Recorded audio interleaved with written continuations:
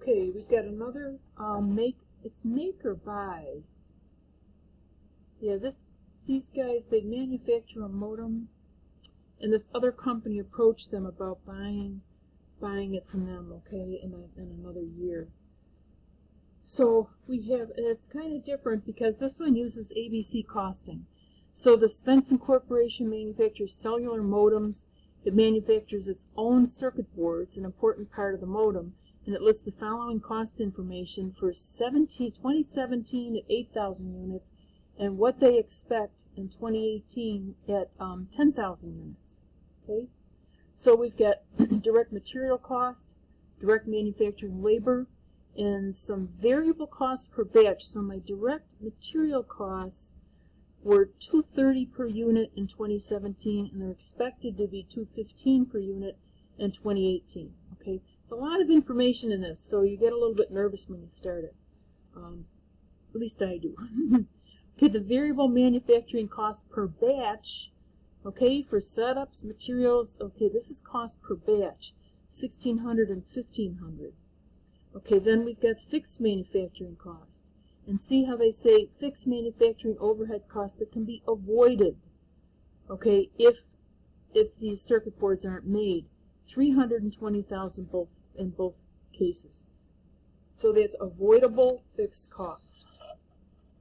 So even though this whole concept might not feel comfy to you, you need to get used to it, okay? Just so you know.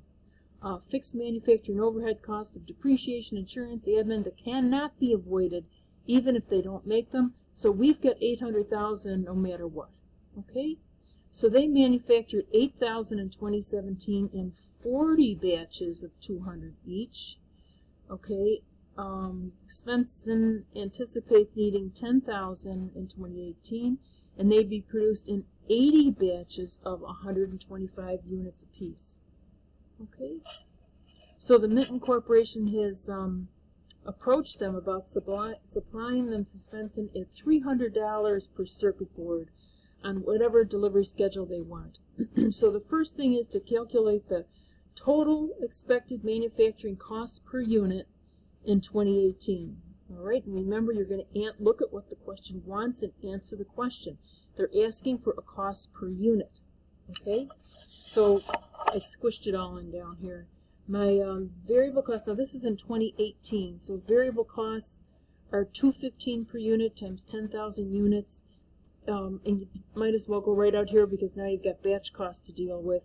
We've got $1,500 dollars in costs per 80 batches.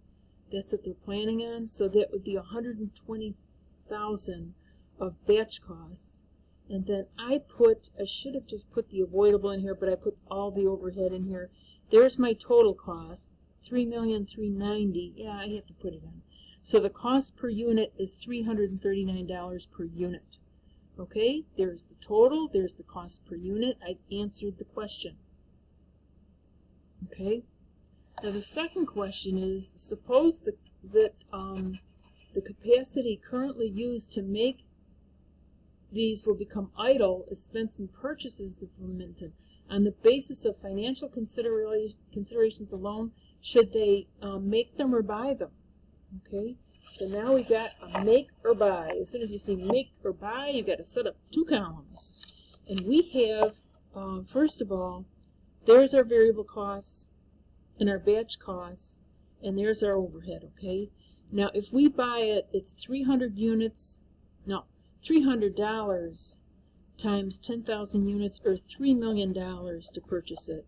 And I threw this in here. We've still got that $800 in unavoidable fixed costs. All right, so that's $3,008,000. Our cost per unit is $339 to make, $380 to buy. So no, okay, we would not. What we should do is continue to make it. Okay.